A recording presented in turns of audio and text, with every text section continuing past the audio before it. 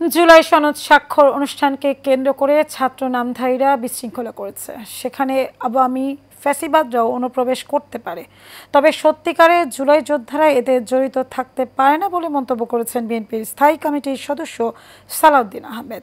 গুলশানে বিএনপির চেয়ারপারসনের কার্যালয়ে এক সংবাদ সম্মেলনে একথা বলেন তিনি। বিস্তারিত মন্ডনের নামে রিপোর্ট। বিএনপির স্থায়ী কমিটির সদস্য সালাউদ্দিন আহমেদের বক্তব্য আংশিকভাবে উপস্থাপন করে বিতর্কিত করার অপচেষ্টার প্রতিবাদে গুলশানে বিএনপির চেয়ারপারসনের কার্যালয়ে এই সংবাদ সম্মেলনের আয়োজন করে বিএনপি।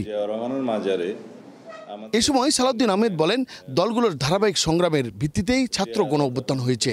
এটি আমাদের জাতীয় জীবনের শক্তি। জুলাই গণ অভ্যুত্থান, ছাত্র গণ অভ্যুত্থান 2024 আমাদের জাতীয় জীবনের জন্য শক্তি।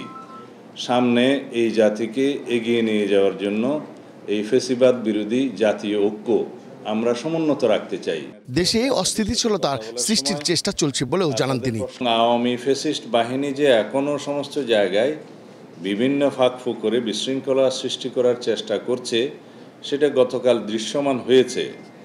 এখানে কোনো জুলাই যোদ্ধা, সঠিক কোনো জুলাই অভ্যুত্থানের সাথে জড়িত কোনো সংগঠন অথবা কোনো ব্যক্তি জড়িত থাকতে পারে না।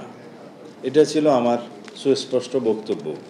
বিএনপির বক্তব্য খণ্ডিত করে অপব্যাখ্যা দেওয়া থেকে বিরত থাকার আহ্বানও জানান সালাউদ্দিন আহমেদ। আমাদের বক্তব্য নিয়ে কাটিং করে বিভিন্নভাবে অপব্যাখ্যা দেয়া থেকে সর্বমহলকে বিরত থাকার জন্য আমি অনুরোধ জানাবো।